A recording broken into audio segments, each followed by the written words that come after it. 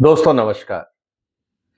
जैसे जैसे 9 जुलाई नजदीक आती जा रही है, भारत और अमेरिका के बीच में व्यापारिक गतिविधियां कैसी होंगी, इसको लेकर पूरे देश में और खासकर उद्योग जगत में एक चिंता का माहौल है। अब ये मुद्दा क्यों इम्पोर्टेंट है और क्यों ये बात आगे नहीं बढ़ रही है, इसको आज हम समझने का प्रयास करेंगे। इसलिए इस वीडियो को अंत तक देखिएगा। बहुत सारा डेटा और स्लाइड्स मैं आपके लिए लेके आया हूं। उम्मीद है आपको पसंद आएगा। सबसे इंपॉर्टेंट बात यह है दोस्तों कि अमेरिका भारत का सबसे इंपॉर्टेंट ट्रेडिंग पार्टनर है। अगर आप यहां पे आंकड़ा देखते हैं, भारत करीब 118 बिलियन डॉलर के आसपास अमेरिका के साथ व्यापार करता है और चीन के साथ करीब 113 बिलियन डॉलर के आसपास का व्यापार है। अगर हम इस ट्रेड को देखें तो एक्सपोर्ट जो जाता है भारत से, वो अमेरिका जाता है करीब 17 बिलियन डॉलर और जो चाइना में है वो करीब 16 बिलियन डॉलर। लेकिन जो आयात होता है अमेरिका से वो है 41 बिलियन डॉलर और 23-24 के आंकड़े के हिसाब से हम जो चाइना से इंपोर्ट करते हैं वो है करीब 97, ऑलमोस्ट 100 बिलियन डॉलर के आसपास। इसका मतलब ये है अमेरिका के साथ हमारा जो ट्रेड है वो सरप्लस है 36 बिलियन डॉलर। इसी को लेकर ट्रंप साहब परेशान हैं कि भारत हमसे माल पूरा नहीं खरीद रहा है और इसीलिए ट्रेड डेफिसिट है। दूसरी तरफ चाइना के साथ जो हमारा व्यापार है उसमें अगर आप देखें तो करीब 80 बिलियन डॉलर के आसपास भारत का जो है ट्रेड डेफिसिट है चाइना के साथ। इसका मतलब यह है कि जो हम अमेरिका से कमा रहे हैं वो हम चाइना को दे रहे हैं। बहुत सीधी सी बात ये।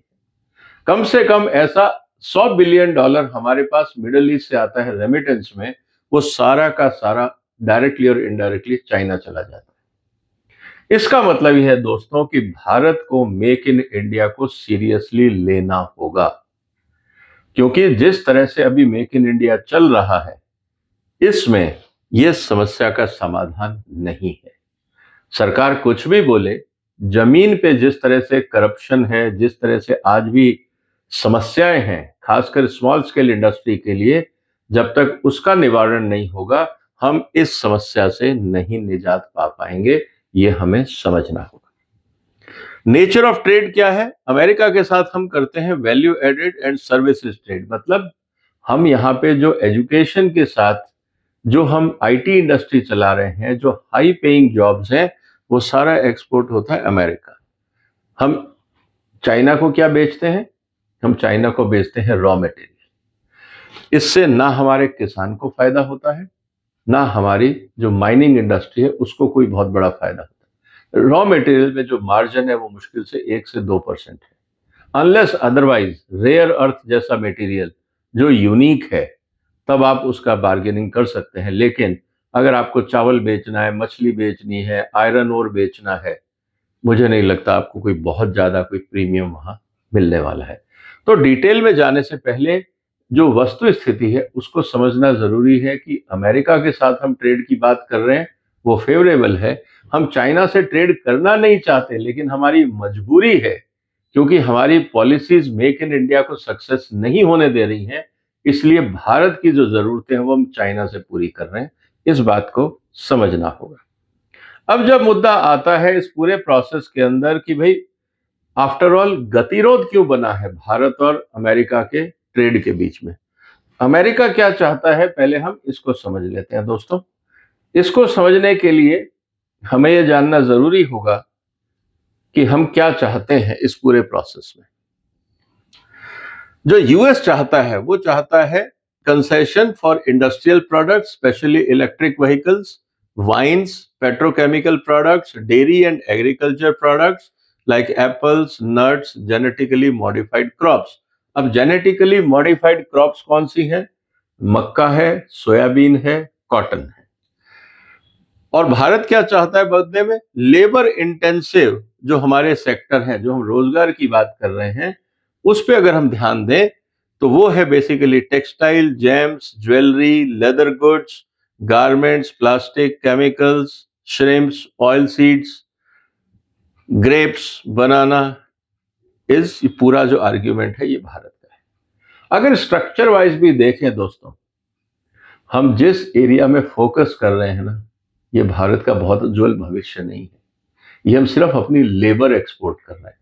इसका मतलब ये है कि हमारी इंडस्ट्री के पास ना तो R&D है, ना इनोवेशन है। इसीलिए हम डायरेक्ट, ये सब कमोडिटीज हैं, इसीलिए हमें यहाँ पे बड़ी समस्या रहती है, कोई बहुत बड़ा मार्जिन हमें नहीं मिलता है। और जैसे जैसे नई मशीनें आ रही हैं, वैसे वैसे ये बाजार श्रिंक होगा, क्योंकि कुल मिला के ये देने के लिए तो जहां पे भी जलवायु होगी वहां ग्रेप पैदा कर सकते हैं, ऑयल सीड कर सकते हैं, केमिकल्स हम लेते हैं चाइना से और फिर आगे एक्सपोर्ट करते हैं।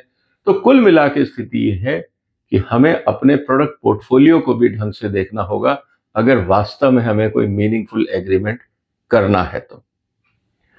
अब अगला मुद्दा क्या है? अगला मुद्दा इस बात का है कि फिर हम अटक कहां गए। भारत क्या चाहता है, अमेरिका क्या चाहता है? इशू है, अमेरिका जो चाहता है हम उसकी चर्चा करेंगे, और भारत क्या चाहता है या कहता है वो उसकी भी हम बात करेंगे। Dairy products, import of US milk from treated cows, ये बीएसटी जो है, अगर आपको याद हो, करीब 20 साल पहले एक मैड काउ डिजीज बीमारी हुई थी यूके में। 40 दिन के अंदर $18 बिलियन की इंडस्ट्री जीरो हो गई थी। $18 बिलियन की। ये फर्क पड़ता है बायोसिक्योरिटी का। हम भी यहाँ पे बड़े केयरलेस हैं बायोसिक्योरिटी के मामले में। दुनिया से क्या माल आ रहा है, एयरपोर्ट में कौन पैसेंजर क्या लेके आ रहा है, हम कुछ नहीं कंट्रोल करते। थोड़े समय पहले आपने सुना होगा कि अमेरिका में 2 साइंटिस्ट पकड़े गए जो एक फंगस लेके गए थे जिससे बीमारी फैलाई जाएगी। ऐसा ही उपयोग या प्रयोग कोई भारत में करे तो यहाँ पकड़ेगा कौन? आपके सारे कस्टम अधिकारी तो सिर्फ गोल्ड और इलेक्ट्रॉनिक्स के पीछे पड़े। उनको समझ ही नहीं आ रहा कि बायो सिक्योरिटी भी एक थ्रेट होता है। कोई पोर्ट पे ऐसा आदमी नहीं है, और जो पोर्ट पे हैं, जो वहां पे बायो सिक्योरिटी इंस्पेक्टर्स होने चाहिए, आज तक मैंने तो हिंदुस्तान के पोर्ट्स में कभी देखे नहीं। मैं एयरपोर्ट्स और इंटरनेशनल एयरपोर्ट्स की बात कर रहा हूँ।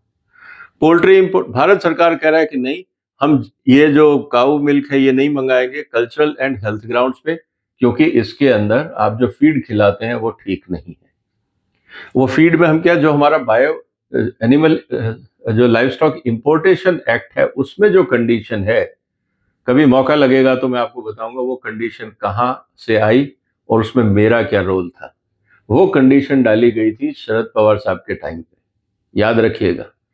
पहली बार जब हम लोगों ने WTO साइन किए और जब ये थ्रेट आने लगा import of live stock products, तब पवार साहब के साथ एक मीटिंग में हम लोगों ने चर्चा की थी कि इसको कैसे कंट्रोल किया जाए कि लाइव स्टॉक के साथ बीमारियां ना आए। तब ये प्रावधान बनाए थे जिसके कारण हमारा लाइव स्टॉक सेक्टर आज तक बचा हुआ है।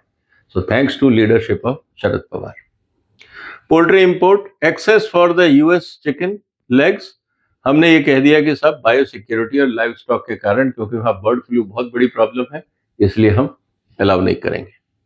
मेडिकल डिवाइसेस, अमेरिका चाहता है कि जो भी स्टंट पे और मेडिकल डिवाइस पे 15,000 का स्टंट 2 लाख 3 लाख 4 लाख में लूट मची हुई थी हॉस्पिटल्स के अंदर, भारत सरकार ने उसका कॉस्ट कंट्रोल किया। अमेरिका कहता है नहीं भाई साहब, आप लूटने दो भारत की जनता को, लेकिन कॉस्ट कंट्रोल मत करो। ये एक विवाद का मुद्दा हमारे सामने है। फिर डेटा लोकलाइजेशन, अमेरिका कहता है कि हम चाहे फेसबुक चलाएं, चाहे गूगल चलाएं, चाहे अमेजन चलाएं, सारा डेटा भारत का अमेरिका में आने दो।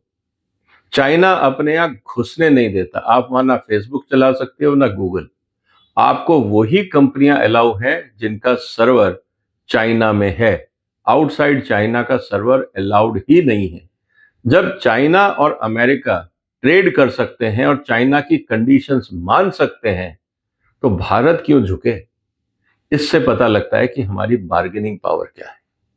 तो भारत ने अभी तक कह दिया है कि हम नहीं करेंगे, और लोकलाइजेशन ऑफ डेटा जैसे आप चाइना में कर रहे हो वैसे भारत में करना होगा। अगर आप नहीं कर सकते तो आप दुकान बंद करके जा सकते हैं। लेकिन फेसबुक, अमेजन, गूगल ये क्यों नहीं करेंगे? क्योंकि 80% ट्रैफिक जो है वो भारत से जाता है। तो भारत बहुत बड़ा बाजार है। हम लोग बिलियंस ऑफ डॉलर्स हर साल अमेरिका को सर्विसेज के रूप में दे रहे हैं, लेकिन अमेरिका कहता है नहीं, ट्रेड हम अलग करेंगे, सर्विसेज अलग करेंगे।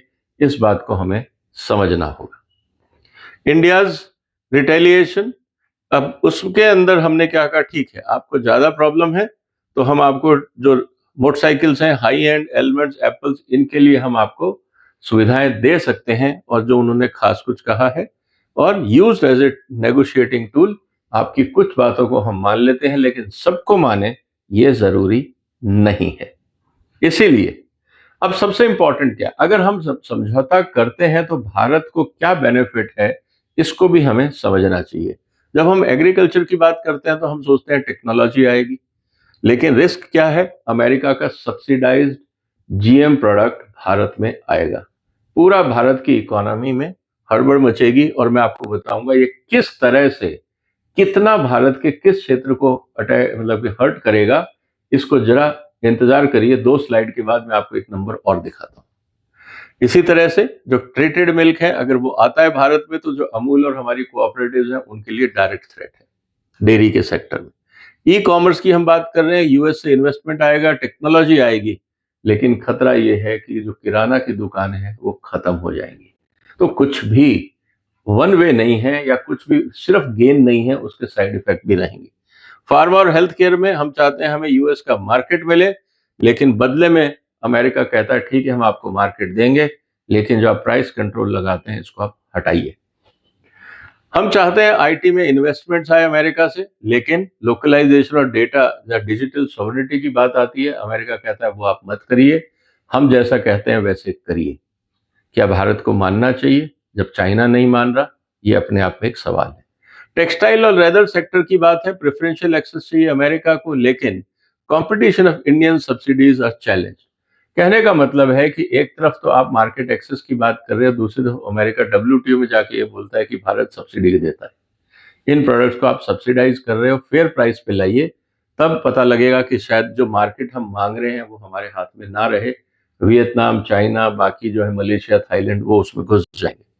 हम ऑटो और ईवीज की बात करते हैं, हम चाहते हैं अमेरिका से हमें क्लीन टेक्नोलॉजी और ग्रीन टेक्नोलॉजी मिले, लेकिन साथ में प्रेशर ये है कि हम आपको टेक्नोलॉजी दे तो देंगे, आप कस्टम ड्यूटी कम करिए। अगर आप कस्टम्स ड्यूटी कम नहीं कर रहे हैं तो फिर क्या फायदा? तो ये एक टसल का मुद्दा है।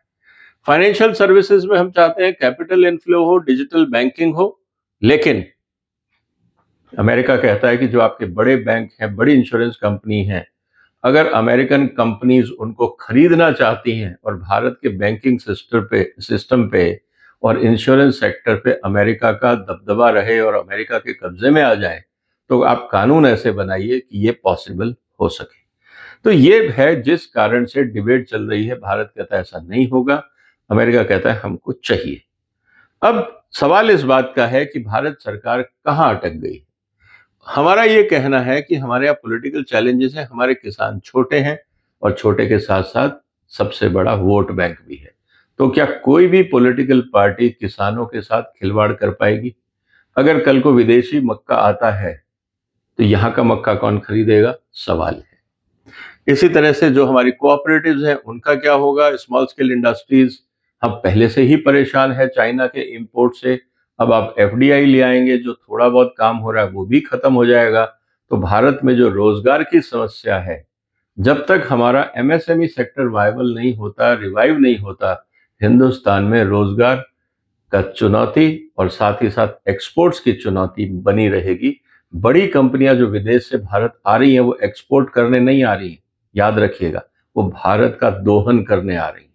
यहाँ माल बनाएंगी, बेचेंगी, सिर्फ प्रॉफिट एक्सपोर्ट करेंगी, माल एक्सपोर्ट नहीं करेंगी। ये बात आप हमेशा ध्यान रखिएगा। Strategic concern over digital sovereignty and data protection, एक बार आपके पास डेटा आ गया, आपने भारत की हर आंकड़े को एनालाइज कर लिया, तो आप उसको कहां और कैसे यूज करेंगे? आजकल साइबर अटैक, साइबर थ्रेट्स सबसे बड़ी चुनौती है। तो जब आप डेटा कॉम्प्रोमाइज कर रहे हैं तो भारत की साइबर सिक्योरिटी भी कॉम्प्रोमाइज कर रहे हैं, इसको भी समझना होगा। तो एक ये सबसे बड़ा मुद्दा है। जैसा मैंने आपको पहले कहा कि अंतरराष्ट्रीय बाजार और भारत के एमएसपी में क्या फर्क है, इसको समझते हैं। सोयाबीन की हम बात कर रहे हैं, हमारा एमएसपी जो है लेटेस्ट, वो है 53,280 रुपए पर टन, ये हमारा एमएसपी है। अंतरराष्ट्रीय बाजार है 32,500 रुपए, मतलब 60% ज्यादा है हमारा एमएसपी अंतरराष्ट्रीय बाजार से। अगर आपने यहाँ 30% ड्यूटी लगा भी दी तब भी इंपोर्ट सस्ता होगा। तो ये भारत का किसान कहाँ बेचेगा सोयाबीन, सोचना पड़ेगा। इसी तरह से मक्के की हम बात कर रहे हैं, अंतर्राष्ट्रीय बाजार में मक्का है 14 रुपए के आसपास, हम बेच रहे हैं 24 रुपए का, करीब 57-60% आसपास हम दुनिया से महंगे हैं। 30% आप ड्यूटी लगा दीजिए, फिर भी इंपोर्टेड मक्का सस्ता पड़ेगा। हमारे जो पोर्ट एरियाज हैं, मैं नहीं कहता पूरे देश में, लेकिन तमिलनाडु में, आंध्रा में, महाराष्ट्र में जो पोर्ट एरियाज हैं, कोस्टल एरियाज हैं, वहां पे अंतर्राष्ट्रीय माल सस्ते में पहुंचेगा, बिहार का मक्का महंगा पहुंचेगा, क्योंकि रोड ट्रांसपोर्ट एक्सपेंसिव है, प्लस रास्ते में दुनिया भर का टोल टैक्स और दुनिया भर का करप्शन, वो भी आपको जोड़ना पड़ेगा, तो ये और महंगा हो जाएगा। जो 24 है ये जाके बैठेगा 28। सोयाबीन ऑयल, जैसे मैंने कहा कि अगर मक्का है आपका, जो सोयाबीन है 32 रुपए, अगर अंतर्राष्ट्रीय बाजार में 100 रुपए का है, 3 गुना रेट पे है, तो आप समझिए कि ये 150 रुपए बनेगा भारत में, कि अगर किसान से खरीद के मैं तेल बनाऊंगा तो 150 रुपए का तेल जैसे ही बिकेगा, भारत का ही कंज्यूमर कहेगा तेल महंगा हो गया। तो भारत सरकार क्या करती है, जैसे ही शोर मचता है कि महंगाई बढ़ गई है, भारत सरकार कस्टम ड्यूटी तेलों में एकदम कम कर देती है। इसका मतलब सस्ता तेल भारत में आएगा, तो भारत के किसान से सोयाबीन खरीद के तेल बनाने के लिए एज ए व्यापारी मेरा क्या इंसेंटिव है? मैं भी खरीदना किसान से बंद कर दूंगा, मैं भी तेल आयात करूंगा, अपने ब्रांड में भरूंगा और बेचूंगा। यही कारण है कि आज 70% तेल, खाने का तेल भारत में हम आयात कर रहे हैं। ये रियलिटी है, इसको समझना होगा। अब सबसे इंपॉर्टेंट बात क्या है? सबसे इंपॉर्टेंट ये है कि भाई हम चाहते हैं कि अमेरिका से संबंध सुधरें। हम चाहते हैं टेक्सटाइल, आईटी, फार्मा, मतलब खेती छोड़ दो, बाकी हमसे सब बातें करो। हम चाहते हैं इन्वेस्टमेंट्स आए, टेक्नोलॉजी में आए, सब जगह आए, और जियो पोलिटिकल अलाइनमेंट है चाइना के साथ हमारा हमेशा 36 का आंकड़ा रहा है। तो चाहे क्वाड है, चाहे इंडो पैसिफिक अलाइनमेंट है, उस सब से हमें जरूरत है अमेरिका की। लेकिन इन सब जरूरतों के लिए क्या हम अपनी आर्थिक स्थिति या आर्थिक जो इंडिपेंडेंस है उसको कॉम्प्रोमाइज कर दें? क्या ये जरूरी है? इसको भी हमें समझना होगा। इसका मतलब ये है कि अगर हम यूएस के साथ कोलैबोरेट करते हैं या चाइना के साथ कोलैबोरेट करते हैं, तो भारत को क्या फर्क पड़ने वाला है, इसको भी थोड़ा समझ लेते हैं। टेक्निकल कोलैबोरेशन में हम यूएस के साथ कर सकते हैं, चाइना आपको कोई टेक्नोलॉजी देने वाला नहीं। इन्वेस्टमेंट की जहां तक बात है, हम चाहते हैं अमेरिका से इन्वेस्टमेंट आए, हम खुद नहीं चाहते कि चाइना से एफडीआई आए। कोविड के समय आपको पता होगा कि भारत से बॉर्डर लगे हुए देशों से हमने एफडीआई को रेगुलेट कर दिया था। स्ट्रेटेजिक अलाइनमेंट की बात है, हम अमेरिका से चाहते हैं अलाइनमेंट हो, लेकिन चाइना जो है वो हमारा राइवल है। इस बात को समझना होगा, चाइना के साथ वो हमारा कंफर्ट नहीं है। ट्रेड डिस्प्यूट्स हम नेगोशिएट कर सकते हैं, लेकिन ये पॉलिटिकली सेंसिटिव है। आपने देखा रेयर अर्थ के मामले में चाइना ने हमें लाइसेंस नहीं दिया। हमारी ऑटो इंडस्ट्री की हालत खराब है, ये हमें समझना होगा। तो कुल मिला के स्थिति क्या है दोस्तों, की एग्रीमेंट क्यों नहीं हो रहा? क्या रास्ता है? क्या यूएस की हम सारी डिमांड मान लेंगे? मुश्किल है, पॉलिटिकल और इकोनॉमिकली बहुत रिस्की है भारत के लिए। बैलेंस्ड जो डील है, पॉसिबल गिव एंड टेक किसी सेक्टर्स में, हम एग्रीकल्चर को बचा लें और बाकी कुछ ऑटोमोबाइल या इंजीनियरिंग सेक्टर्स में कॉम्प्रोमाइज कर लें, क्या ये फिजिबल है? हो सकता है, लेकिन वहां पे भी हमारी जो इंडस्ट्रियल सेक्टर है उसको आर&डी में इन्वेस्ट करना होगा अपना, अगर शेयर बचाना है बाजार का। और जहां तक बात है free trade agreement, limited technology वगैरह को लेके, कि हम चलो पूरे एग्रीमेंट की बात नहीं करते, खास कुछ एरिया में बात कर लेते हैं जहां दोनों अपनी अपनी बात रखें। लेकिन उसमें सबसे इंपॉर्टेंट बात है कि एग्रीकल्चर को बाहर कर दीजिए और डिजिटल को बाहर कर दीजिए। बाकी बातें हम कर लेते हैं अगर संभव है तो। क्या अमेरिका इसको मानेगा? ये तो आने वाले दिनों में पता लगेगा। इसीलिए जो 9 जुलाई की डेट है, अब 2 हफ्ते का करीब समय रह गया है, अगर हम वीकेंड्स को हटा दें तो दोस्तों बहुत कुछ होगा अमेरिका और इंडिया के बीच में। उस पर नजर बनाए रखिएगा। आपको क्या लगता है, भारत सरकार को अमेरिका से कैसे नेगोशिएट करना चाहिए? जो भी आपके विचार हो कमेंट बॉक्स में लिखिए। इस वीडियो को शेयर करिए, इस चैनल को सपोर्ट करिए, सब्सक्राइब करिए, क्योंकि इस सब में आपका और हमारा रोजगार जुड़ा हुआ है, देश की आर्थिक स्थिति से जुड़ा हुआ है। अगर हमने आर्थिक स्थिति नहीं संभाली तो जो हम डिफेंस कैपेबिलिटी की बात कर रहे हैं वो भी कॉम्प्रोमाइज हो जाएगी। हमने अगर अपनी फूड सिक्योरिटी नहीं संभाली तो ना हमारी फॉरेन पॉलिसी इंडिपेंडेंट हो पाएगी, ना फिस्कल पॉलिसी, ना कोई और। इसीलिए मामला गंभीर है। जो भी आपके विचार हो कमेंट बॉक्स में लिखिए, वीडियो को शेयर करिए, लाइक करिए, शेयर करिए, चैनल को सपोर्ट करिए। फिर मिलेंगे एक और महत्वपूर्ण मुद्दे के साथ। तब तक अपना ध्यान रखिएगा। फिलहाल वंदे मातरम।